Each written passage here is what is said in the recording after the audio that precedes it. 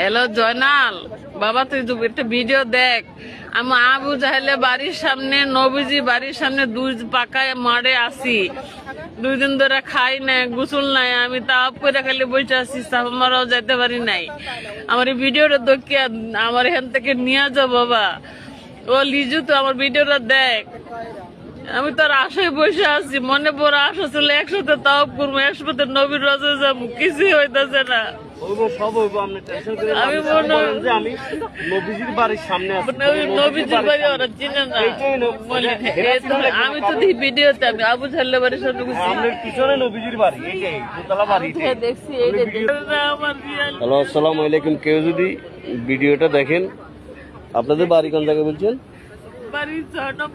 না, ঢাকা 6 নম্বর ওনাদের বাড়ি।